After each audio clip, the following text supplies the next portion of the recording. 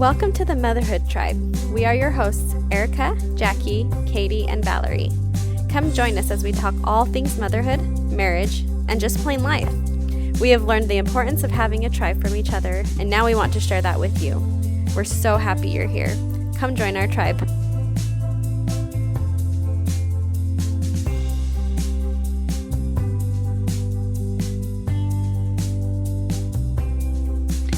Welcome. Today we have Katie and Erika and myself, Valerie. We're going to talk about a pretty heavy topic today, but one that we felt was something that needed to be addressed. We're going to discuss the effects of depression and anxiety in motherhood. Because everyone's experience with depression or anxiety differs, and most people experience these illnesses at some point in their lives, we wanted to share individual experiences with this illness.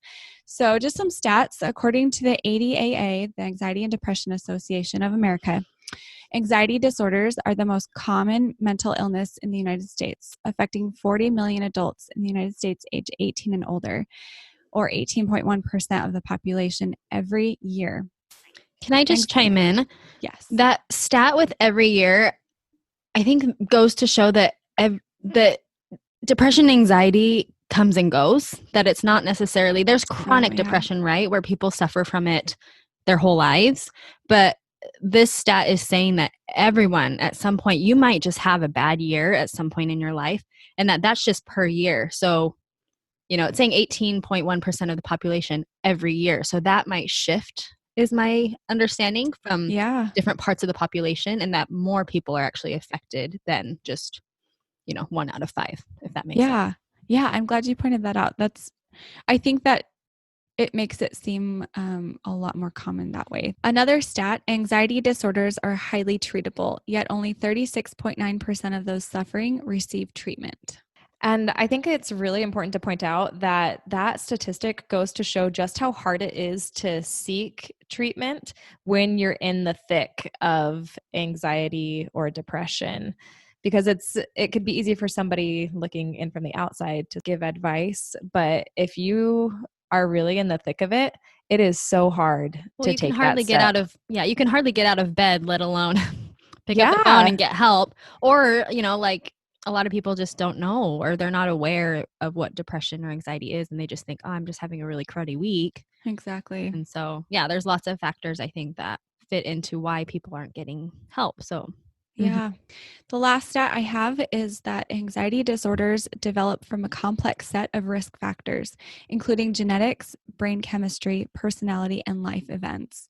So much contributes to all these emotions and feelings that we have that, like the first stat, it can fluctuate. It can change who has it, who experiences, how long we experience it, all that. There's so much to this. And I love that it's becoming more widely talked about, that this is a dialogue that we can have as a society, because it needs to be addressed. Yeah. It does. So today we have Erika, who is willing to share her experiences with depression and anxiety with us. This isn't easy to do, but we hope that maybe by sharing these experiences, some of you can relate or be able to have the courage to seek help, or seek help for a loved one experiencing similar things. So thank you so much, Erika, for opening up and being vulnerable and sharing with us. So go ahead and start us off with your background. Okay. I don't even know where to start, because it's like there's just so many factors with depression that it's really hard to say like this was the start of it or whatever. But I think as I've experienced the last year, I would say, is where I've probably kind of hit it the hardest. I've just learned a lot about myself, and kind of have seen in retrospect aspects of this kind of happening throughout my life that I didn't realize were anxiety or depression. So like 10 years ago, I would not have ever said that I was like an anxious person, or that I had anxiety. My parents might have, because I was an anxious kid, actually, in reality, looking back, but I didn't necessarily identify with like anxiety or depression or those words. But looking back, I was that kid that like would lay in bed and not be able to fall asleep because I was like petrified that someone was going to come into my house. Just no reason, right? And I would go and check to make sure all the doors were locked after my parents went to bed, or like just things like that really worried me. And they were very unrealistic fears, but they were fears that were real to me. And as I've learned more about anxiety and depression over the last year, I realized like, duh, that's totally anxiety, you know, always thinking the worst is going to happen or being worried and getting really worked up about it. For example, not being able to sleep. Those are all big signs of anxiety. And so in retrospect, I've kind of dealt with anxiety my whole life, but that was my normal. I never really, it was my baseline. I didn't really have anything to compare to because kids, when they're like 8 years old, don't talk about those kinds of feelings, right? Yeah. So I remember in high school having my first few signs of anxiety. I would have these like weird, they felt like heart palpitations, and it would just like happen randomly. Like in my mind, there was no indication that they were coming. It just would all of a sudden feel like my heart stopped and was like pumping up like out of my chest and into my throat, and I wouldn't be able to breathe. And it would take just a second. Like it never really super scared me. I just thought I must have a heart condition because it was like I had to just stop and I'd have to just kind of like refocus and take deep breaths until I can kind of get back into control. But they happened in weird times. I remember one of the times it happened, it was during a basketball team tryout. I was probably like a sophomore or junior in high school, and it happened. And I remember then a few times in college that it happened. I was preparing to become a missionary in Japan. And so I was in a center where we learn the language and we basically study like 24/7. And you're really focused on like self-improvement in that time. And it's like short amount of time of lots of like information. And I had a few of those heart palpitations while I was there in that training center. At the time I was 21. And so I went to the doctor then, and I was like, this happens to me every once in a while. I get these weird heart flutters. It feels like my heart's beating out of my chest and I can't. And when I feel my pulse, I feel it kind of going, like kind of like pausing for a minute is how I felt like when I was feeling my pulse. And so they took an x-ray of my heart and they're like, everything looks healthy. They're like, probably you're kind of a petite person. When you just don't get enough sleep or when you're not eating well, you must just have these things, or when you're under stress. And I was like, well, I don't particularly. The thing that was weird is that I never felt stressed when I was having these, like in the moment. But in retrospect, when I look at the moments that it happened, it was usually a higher stress situation in general, but it wasn't like that particular moment was stressful, if that makes sense. Interesting. Yeah, because that's your like you talked about your normal, your baseline. This was nothing new for you to feel those during high stress times. So yeah. So it's just weird because I didn't ever think, like, someone was like, well, are you stressed about something? And I was like, no, I don't think so. But looking back, it was, and I've actually had them more frequently. And now I can kind of like reflect on my life in the moment that I'm having it. And even though the particular moment isn't high stress, I can tell that like maybe that week is really busy and I'm kind of stressed, you know? But that's the weird thing is I don't know when they're coming. It's just weird. The doctor never said like, oh, that sounds like an anxiety attack. I was just going to say that. Yeah. Like that should have been picked up, you know, and maybe it would nowadays. Right. Like that was 10 years ago. And so over 10 years ago. So I don't know. The only one person that ever told me it was an anxiety or a panic attack was my dad. And he was like, that's a panic attack. He's like, I have those. And so it's like a genetic thing. Right.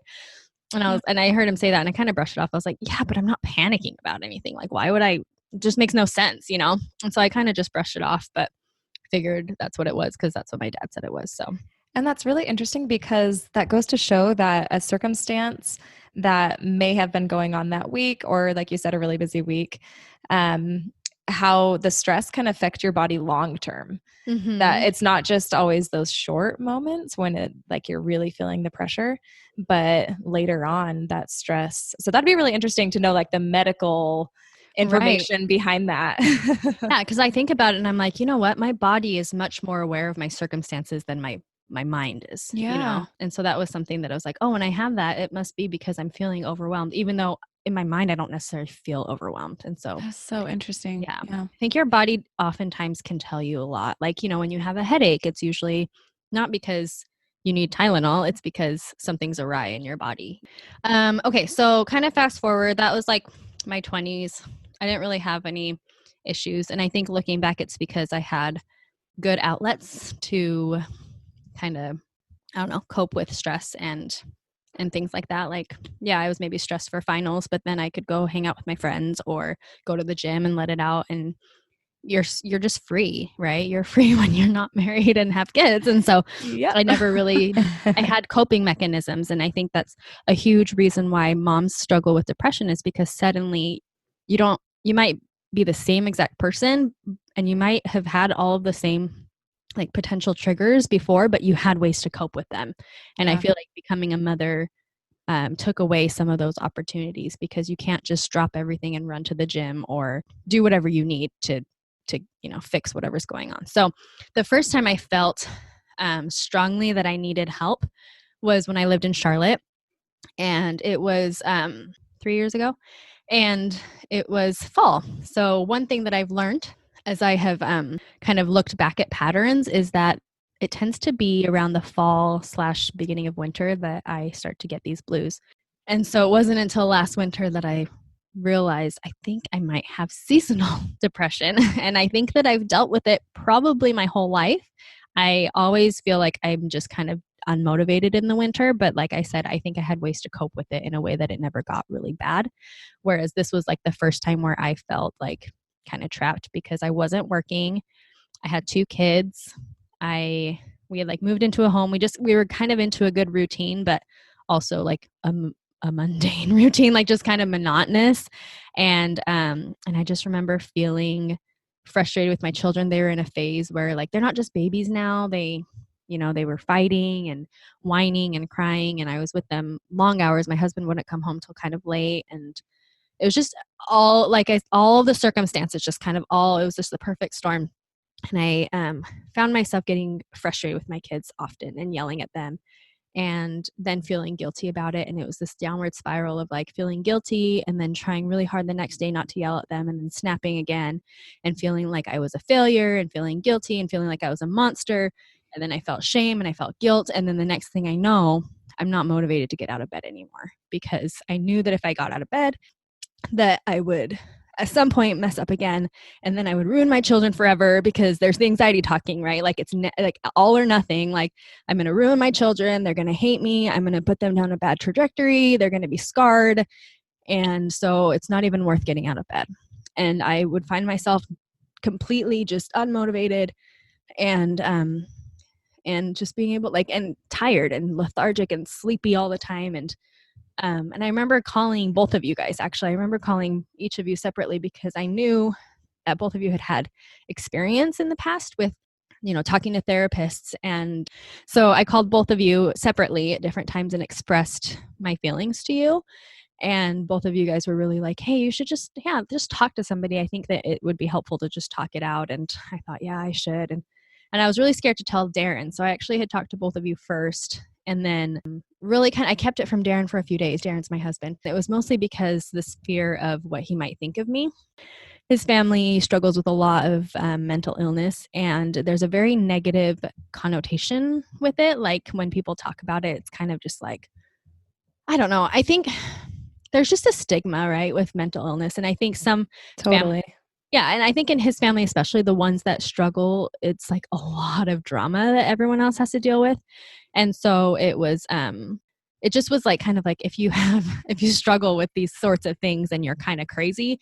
And I didn't want to scare Darren. And I understood that stigma, because I also have had those thoughts. And I think society in general has, and it's not good. It's not a good stigma, and it's not true, right? But I think because of his experience and the way that their family had talked about it, I was scared that if I opened up to Darren, that he would, be scared that maybe this was going to be like, I'm going to be like a crazy lady, or I don't know. I just was really scared to share with him, because I just didn't want him to worry more than he had to. But I also felt like I couldn't this wasn't something I could just deal with alone. Yeah. Which that right there is another sign of the anxiety talking. Exactly. Yeah. Where those thoughts go through your head of worst case scenario and wondering the what ifs. Right. Yeah, definitely. And just feeling like I'm not deserving of love, or I'm not deserving of this, of like, yeah, I am crazy. Or I just remember thinking of myself in a really poor light, and thinking that if people truly knew who I was, then they also would see me in a lesser light. Anyway, so long story short, it's not going to be a short story, but long story short, I got pregnant the next month, and somehow the mix of hormones and I think just sharing it with Darren kind of like pulled me out of that funk. And I didn't really have to talk to anybody about it. I think just maybe talking to you guys and then talking to Darren was maybe all I needed. And then just that hormonal shift in my body put me in a really good place. And I was like, oh, I feel good. But I had mentioned at that time when I brought it up to Darren finally, and obviously he was very loving and non-judgmental, but I told him I want to see a therapist. And so he was going to look into maybe seeing what our insurance covered with therapy. Because I know Katie had mentioned with her insurance, they give her like 6 sessions a year or something. So I thought, oh, well, I don't think I'm that serious. So maybe 6 sessions is all I need. And so we were going to look into that, but then I got pregnant and it just was one of those things on the back burner and we never did. So that was Also, I think there's something to say for even just saying it out loud and like talking about it. There's some sort of release that happens there. Oh, totally. And whether that, I mean, I know things shifted for you, but I think it is also a weight off, probably. Like, anyway, it is a good step and it's huge and hard. And I'm proud of you for getting there, you know? Yeah. Yeah. No, I totally agree that so much of depression stems from shame. And I think shame makes us want to hide. And I think that when we bring things to light, it kind of shines light on that shame and make it shame. Like if shame were darkness, then like vulnerability and sharing is light and it kind of chases away the darkness as you share it. And it's also very relieving when you know, because in your head, the worst case scenario is that like, oh, my husband's going to leave me or something. And then when you realize like he still views you the exact same, it also is a big relief of like, okay, I can take that lie that I told myself and just chuck it because that's not true, you know? You are worth loving and right. Yeah. So I would say that the next time I struggled with it was a year ago. And it had been about a year that I had lived in New York City. And it was right around daylight savings that I started to feel, at first it was just like yucky. Like it wasn't even a mental thing. I just felt physically ill. Like I would tell Darren all the time, I feel like I'm pregnant, but I wasn't pregnant. I just felt like I was. I felt that really tired where you could sleep for hours and like still not feel rested. And I felt kind of like a little bit nauseous almost, like just kind of like nothing really felt good to eat. And I just felt really unmotivated. And it was all, I feel like, physical symptoms, but it quickly went mental because when you're not feeling well, you don't have the patience to deal with a whining kid. So then you yell at them. Or when you're not feeling well, you're not putting laundry away or you're not really cleaning the kitchen. And so your house is a mess. And then you feel like you're a failure that day, you know? And I felt like that quickly was a downward spiral to where I got to like a pretty dark place. And it was a quick spiral, but it was also so gradual that I didn't really know how I got there. I just remember one night crying to Darren. It's probably maybe in December and just saying like, I just feel dark. I said, I feel like there's a dark cloud over me. I feel like I can't make it go away. And I was like, and it wasn't like I couldn't laugh or have fun. Like I went to girls' nights and I had fun with my friends or things like that. But it was like, it was just for moments. And then, but the overarching like feeling was just low, you know? Yeah. And so I remember crying to Darren like a few nights a week about how like I was just sad and how I felt like nobody saw me. And I felt like if I were to disappear, no one would notice. And I think that was really frustrating for him because he was like, what are you saying? You know, like that's so not true. And he would try and like talk me out of it. And I just was like everything he said just was like, I don't believe you, you know, like I know you're like not lying to me, but I couldn't feel what he was saying. And that was another thing was that I started to feel really numb because I was like, if I felt it was so much pain that, that you start to like shut out feelings altogether. And I just remember feeling really numb and looking at my kids and feeling like I felt nothing for them and feeling that way towards the people that I loved most. Like in my head, I knew I loved them, but I couldn't feel.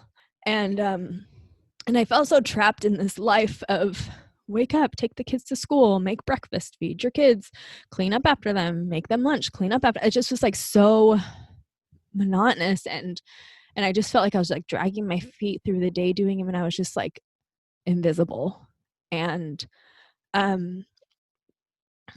don't know. I just felt like if I disappeared tomorrow, no one would notice. And I don't know, it was just like, it was a very dark feeling and a dark time. And that lasted for a few months. But luckily, this time Darren caught on and was like, I'm going to take action. And so he was like, do you want me to call and set up an appointment? And I said, yeah.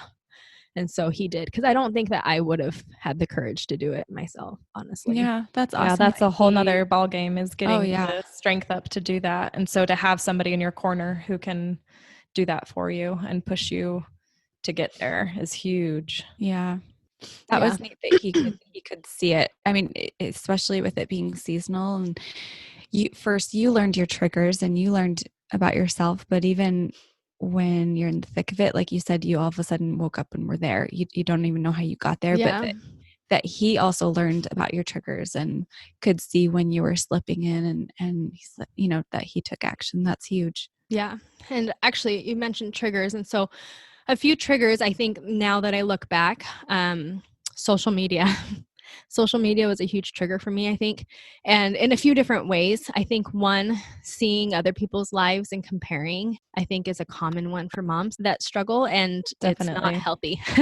It's never healthy to compare yourself. But the other one that I started doing was like, I followed really great people. I'm not going to say who, because some people might really like these people, but influencers on Instagram. But I felt like I almost wished my life was theirs. And that was dangerous, because then I started kind of scrolling through and creating this like alter ego, alter life. It sounds so weird, but it was like this escape for me, where I created this life of like, what if, I wasn't here and I was living this life. And then my dreams started turning into that kind of alternate reality I'd created. And I sound like I'm crazy. No, not at all. But it was like an escape for me, where I was like, oh, like, wouldn't it be nice if I could go on this vacation to the Maldives or something, and like, and be able to just like sit on the beach. I don't know. It's just like these like alternate lives that like, they like gave me some excitement, which I think in a world where you feel so numb, it's like fleeting and it's exciting. But then I'd kind of like, and it was often when I was nursing my baby that I was doing it. And then I would kind of come back, I'd finish nursing and I'd have to get up and go back to real life. And I felt like my brain had gone somewhere else. And when I came back, it was like back in the darkness. This is your life. And I hated it.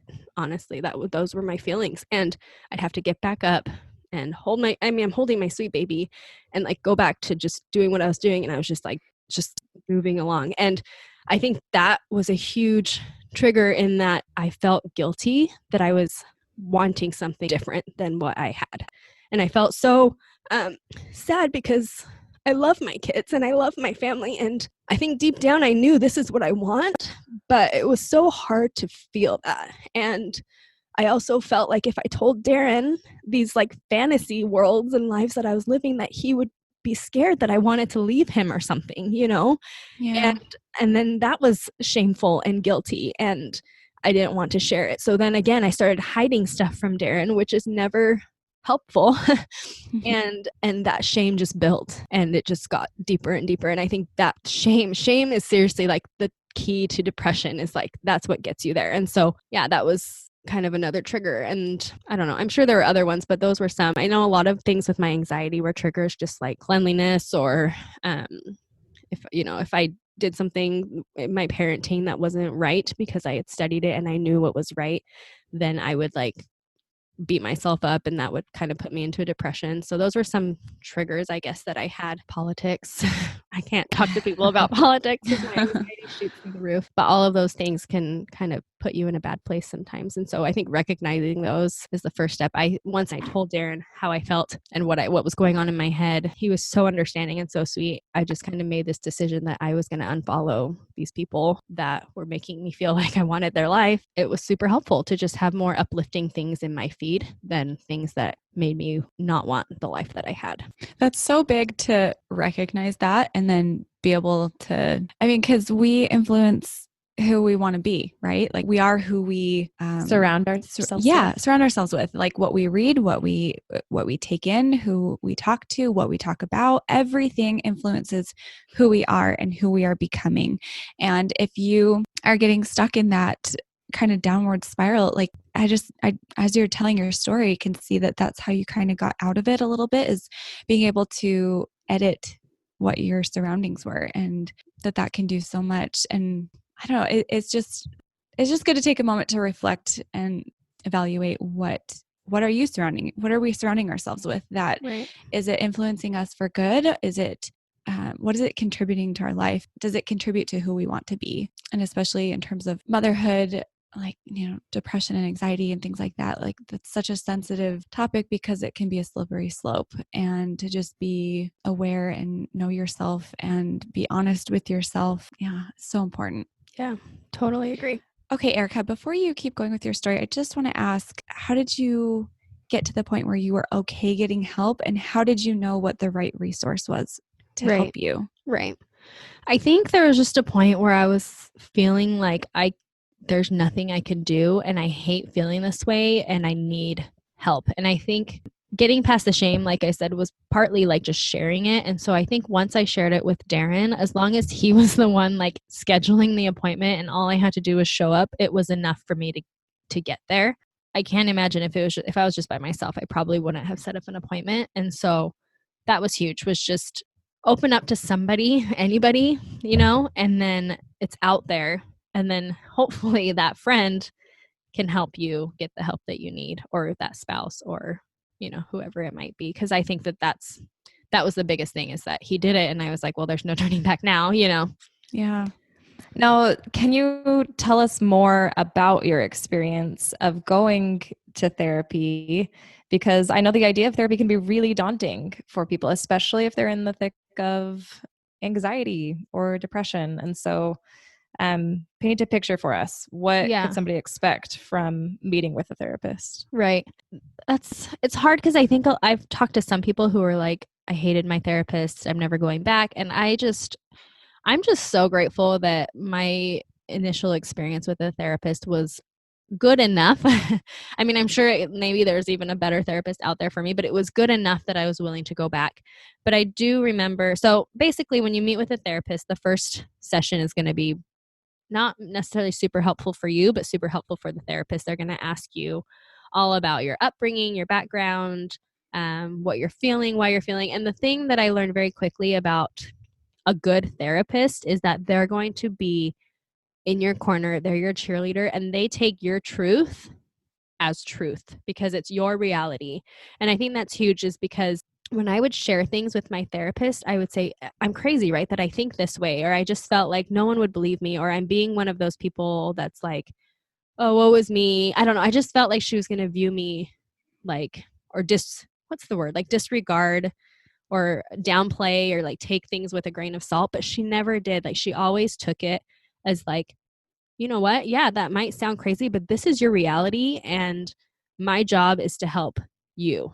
It's not to take your mom's side in the situation, or your, whatever side in the situation. Like, they're your biggest cheerleader. And I think that that's really huge in a therapist, is that you feel like they're on your side, and that everything you say, they believe you 100%, So I think for anyone listening, that in itself must sound like a big relief, right? Like, Yeah. to finally get outside of those negative thoughts and have somebody there kind of pulling you out of that.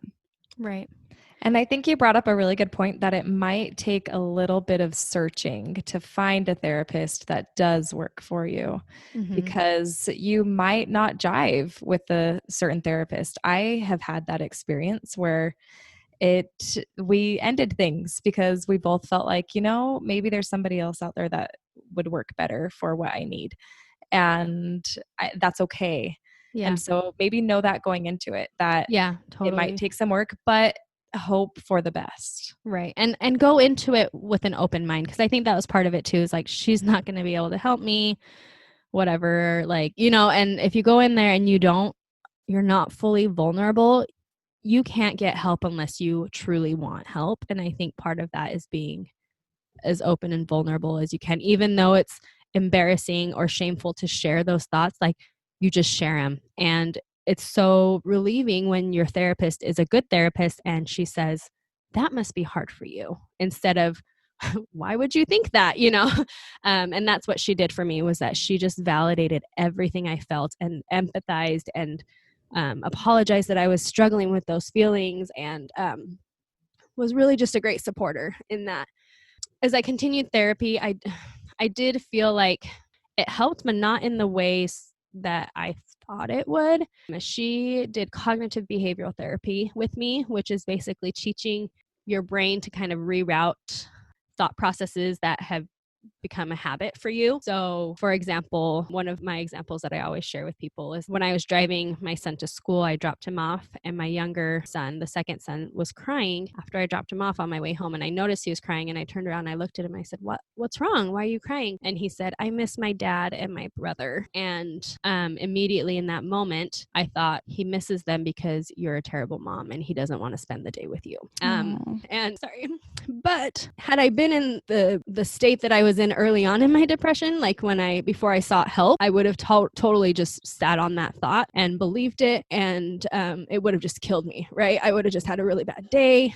I probably would have snapped at him because of me feeling bad, and it would have gone poorly. But luckily, that thought came after I had been through my cognitive behavioral therapy for a few weeks. And her job that she asked me to do was that every time a negative thought came into my mind, that my brain was telling me a lie, I recognized the lie and I changed my thought process to, that's not true. He just misses his dad and his brother. And so luckily I was in a better state where when I thought that, I stopped and I said, shut up, Erika.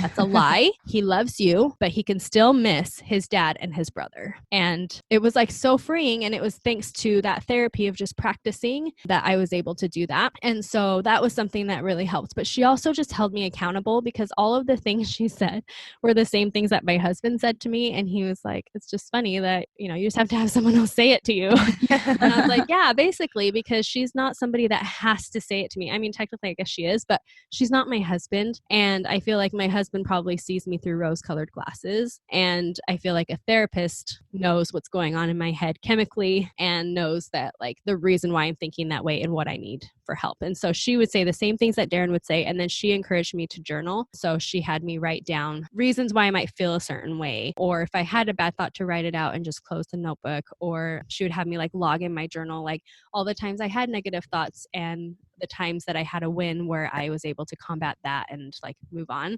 instead of having it like bring me down or things like that. And so she gave me exercises each week. And a lot of the weeks I was so busy, because I mean, do we really have time every day to sit down and journal? No. That I oftentimes wouldn't even journal up until like the day of that I was meeting her again, because I was meeting with her weekly on the phone, luckily. So, and after the kids were in bed. So that was really helpful too. Oh, so you're saying, yeah. Okay. Sorry. So it was a phone call at 9:00 at night on Wednesdays. So that was like super easy. Kids went to bed and I just was on the phone with her for an hour. What a good option for moms, by the way. Yeah. Yes. So seek that out. That's available. And there's so many like online options too. And yeah, so there's lots of options. But anyway, so that I often wouldn't even do the activity until like 10 minutes before I had to meet with her. But even just a weekly sit down of just like going over my week, what did I struggle with? What did I do well? Was really helpful, I think. Yeah. So Erika, how did you know that it was something serious like this? Like we all have bad days, we all have bad weeks or whatever, bad ups and downs and things. So how did you know that it was a bigger problem than what you could handle, that it was worth, seeking this kind of help? Yeah. So I actually asked my therapist after like 3 weeks of meeting with her, because I felt like I just like was a blubbering mess the first 3 weeks I met with her, just like crying about all of my issues. And by week 3, I was like, Darren, this therapist is not helping. All I do is just cry to her every week. And she like says, I'm sorry you're going through that. And then it's the end of the session. But I realized now I needed to get it all out. But one of the sessions I asked her, I think maybe it was like when I was feeling a tiny bit better, I was like, so am I really depressed, or like, am I just having a bad week? And she was like, considering that you cried to me and your husband like every night for the last like so many weeks, she's like, that's a pretty good indicator that like something's up. But she's like, a few other things that you can see, and she always asks as well with all of her clients, is that one, like, how is your sleep? Sleep is a really good indicator, whether you're not getting a lot because you like have insomnia, or you just can't you just keep sleeping and you feel so tired. And that was mine, was that I just like could sleep for hours and hours and hours and still could keep sleeping. It was like I just had like chronic fatigue or something. Eating is another one. Are you binge eating? Are you eating not as much? Things like that. For me personally, I wasn't eating very much, and it was just because I just had no thought to take care of myself. I think I just thought, why? I didn't care for myself. I didn't love myself, so I wasn't nourishing myself. That in makes a lot of sense. ways, Yeah, it wasn't a priority to me. Right. Relationships and interests. So how are your relationships? For one, my relationships, at least like with Darren, were fine. We weren't, I don't know, I guess I didn't share stuff with him because I was ashamed, but my kids, I felt like I was more annoyed with them. I was just easily set off. Interests were no longer a thing for me. Like nothing sounded fun ever. Things that I was passionate and excited about, suddenly I just thought were stupid and wanted nothing to do with them. Just noticing that, like, are you getting excited about stuff? Or are there things that you're passionate about? Or are you just kind of feeling overall numb to all of those things? And then your general mood. How are you feeling? Do you feel like there's like a dark cloud following you around? Are you often sad? Do you just kind of feel like you can't feel very much at all? Those are also things. And then energy levels, like how are you just kind of feeling blah all the time? I think your energy is very much affected by depression, anxiety. And then there's like the physical manifestations as well, like with my anxiety and the heart flutters or the shortness of breath or things like that are also obvious indicators of that. Yeah, I mean, those lack of motivation, I know, like for me, it was like I seriously just kind of wanted to disappear. I didn't really want to deal with life anymore. And I figured like if I disappeared, everyone would be better off. And I wasn't at a point where I was suicidal, because people also say that, but they say like if I were to kill myself or die or something. Mine wasn't a suicidal thing. It was more just like I wanted to disappear because I was causing just negativity in my family's life or whatever. At least from your perspective. Right. It sounded, from what it seemed like. Did you feel like you were a burden to your family? Maybe to Darren a little bit. To my kids, I just felt like they weren't getting the mom that they deserved. And I guess in that sense, I was a burden.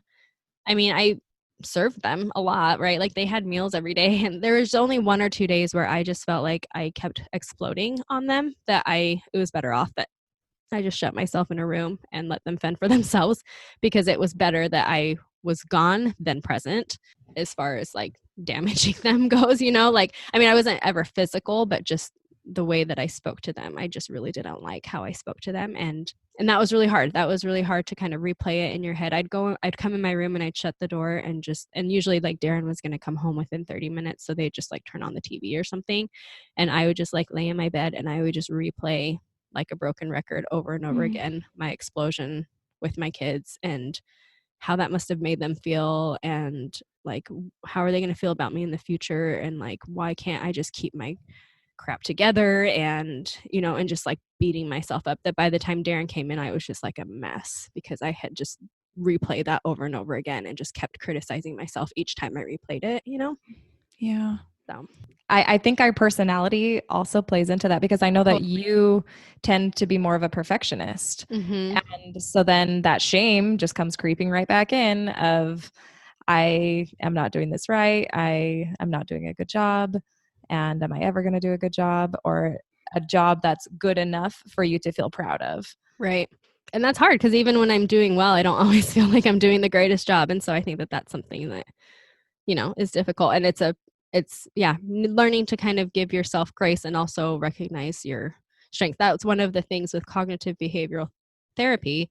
She talks about the different false ways of thinking. And one of them is that like, you can never do anything right. And you focus on all of the negative. And if someone points out the positive, you like discount it. And that was like, I circled that one in red when she gave me the list of the false ways of thinking, because I was like, yep, that's me. That's me too. And we all have that. Like everyone has false ways of thinking, but it's when it gets to a point, when it starts to really affect your relationships and stuff, that it's serious. With that though, like oftentimes I think people think, well, am I depressed, or is this just a bad day? And I think that we need to be more quick to go to a therapist, regardless of if we're like seriously depressed or just having a bad day. I think that therapy is something that can be helpful for everybody, and we don't have to be in the worst place to go. I wish that that's a good point. Like I just feel like, if you're starting to feel like it's been a week or two and I'm not feeling I just feel like this rut is lasting a little bit too long. That was the biggest thing, is like, we all get in these funks in life, but when your funk starts to last like a week and then another week and then a month, I think that's a really good time to go to a therapist, honestly. So have you seen improvement since seeking help? Yeah. So going to a therapist, I think definitely just that accountability factor. She didn't really do any magic on me. And I think that's what I was expecting. And so for a while I was like, I don't see the point of this. But I think in retrospect, she was getting my head to think a different way, and the exercises helped. And so, but also what helped was that summer or spring came. Around March, I flew out my best friend and her family to stay here for like a week. And that was just fun to have a friend around. It Something didn't to take look it away. forward to, Yeah. right? Yeah. But just something to kind of distract. But it was temporary. As soon as she left, I felt it again. But we went to visit my family in April. And I think just being around people that I knew loved me unconditionally. And then also when I went to go visit there, my parents live like just 2 hours north of Vegas. So it's very warm. So it was like summer weather. So we were out in the sun every day, and just like it felt like summer. And I think that boost of vitamin D like threw me out of that depression. And I came back to New York after being there for like 2 weeks, and the weather here had picked up, and we were going out to the park, and I like within a month felt like myself again, and felt excited about the same things I was excited about. Felt like my thinking, I couldn't even remember thinking the way that I thought 3 months prior. And so that's when I realized like this is seasonal. And it wasn't until just about a month ago that I started feeling like I was pregnant again. Like I felt tired and I felt groggy and I felt like I could sleep a lot. And it was the weekend of daylight savings that I felt that. And Wow. yeah, it was like clockwork. And I realized like it's getting dark earlier now, right? I told Darren, I said, right now I feel the physical effects of seasonal depression, whatever disorder, but I feel like I was like holding the floodgates, that any moment they were going to break. And I would say the last week they broke. And I am feeling those negative thoughts. I'm feeling that dark cloud. I'm feeling just kind of like, and it's not as much, like I think that it probably is about what it was when it maybe first started and I didn't seek help, but now I'm more aware, and I think awareness is really key. But I'm also realizing that maybe I need to seek out more help and not just therapy, you know? Yeah, that there's other options to combat this. Medicine and different health coaches, and there's so many different ways. So Erika, I'm so glad that you were so open and so real and honest with your whole experience, because that must have been hard to kind of relive those feelings and to share. But I'm betting there are some listening that really benefited from this. So for all of those listening, whether they themselves are in this situation as well, with kind of coming to the realization that maybe anxiety or depression is a struggle for them, or if they know somebody and this resonates with someone that they know, what can we do from here to help someone or help ourselves? Yeah. So I would say they need a friend. They need someone that they can be raw and vulnerable and unjudged. So if you are that friend, then let them open up to you. It's so difficult, and so don't expect them to do it all at once, and don't be offended if they don't, because it is a lot of like mental energy to do that. And also just don't be offended if they are kind of snappy or rude. I think that one thing that you realize with depression is that sometimes people just aren't quite themselves, and they might say things that they don't mean, but they could be very hurtful. But don't take what someone who is depressed is saying personally. I think that's really, really important. Just let them know that you love them, that you're there for them, validate their feelings. I think sometimes we get in this mindset of trying to fix people's problems, and we're like, oh, well, you should go do this. I had a sweet friend who was like, oh, you just need to go like hang out with your girlfriends more. And I just thought, you don't get it. You know, it's not, hang out with my girlfriends is fun. And I have a smile on my face, but that someone can totally have a smile on their face and have a fun time somewhere and still have depression. And so I think that that's something to really just keep in mind. If you're religious, I know like some people have given me like answers like, oh, well, you should pray. And while that's totally well-meaning, and I totally believe in the power of prayer or meditation, I think that also kind of translates to, well, you're having this problem because you're not praying enough. And so just kind of recognizing that your mental illness has nothing to do with your spiritual worthiness or any worthiness for that matter, and that it's a chemical imbalance in your body. Seeking medical help or therapy is not something that you should be ashamed of, or it's not something that is saying that you failed. You can do research on mental illness. There's lots of great resources on the internet on how you can help a friend. And I would just encourage them to get the help they need, whether it's just to talk to, you can even talk to a primary care doctor and they can give you a basic prescription. Know that prescriptions don't necessarily work the first try, but they're available. And there's other methods out there too, if you feel like that's a better fit. But I think ultimately it's just encouraging your friend or your loved one to get help, and sometimes doing it for them. Because like I said, it wasn't something I could do myself. And I think it's really interesting because we, as your friends, observed you enduring this, and we were far away, and the things that we would normally have done to help you, we couldn't do. And so it was interesting as we were trying to figure out how to help. We didn't always do the right thing. And so these tips are just really important to pay attention to if you're a friend trying to care for your friend who is struggling. I mean, what would you add on to that, Erika? Yeah, I mean, I think rule of thumb is don't try to solve the problem. I think people are so well-meaning and so kind when they suggest, oh, you should, unless it's like go see a therapist or go see a doctor. I feel like those are words of advice that you can give, but anything else, like you just don't know where someone's at. And I just feel like things are going to be received the wrong way. Like I received so many comments the wrong way just because I wasn't in the best where you mindset. were at. Yeah. That someone could totally be like sharing a sweet message or like poem or something, and it would totally just rub me the wrong way. Or, some of my favorite Instagrammers that I followed that would share like positive parenting tips, I was like, don't like you, hate you, you're annoying, like you're just in like a really cynical place. And so I feel like any sort of help is really hard to receive. And so the best kind of help is like professional help, Yeah. Well, I like what you said, kind of acknowledging that where they're at, but loving them and realizing they're doing the best they can. And if you notice a friend or you notice in yourself that, you're just not feeling as good as you know you can, that you kind of in over your head and to seek, like you said, professional help. And there's no shame and there's no wrong in that. Erika, I also wanted to ask you just what do you want to say to a listener who might be dealing with depression right now? So if anything that I've said today has resonated with you or you are experiencing it and you kind of feel like I'm speaking your mind in some ways, just know that I see you and that it's okay that you feel this way. It's okay. And that you can get the help that you need and that there's hope that it'll go away. I think that for a long time, I felt like there was just no hope. I was just going to feel like this forever. I was scared that nothing was going to work and then what? But there's light at the end of the tunnel and I see it even if you don't see it. And so get the help that you need. Tell someone closest to you if you can't do it by yourself, but please just open up to somebody. You don't need to deal with this by yourself. It's not something that you have to bear alone.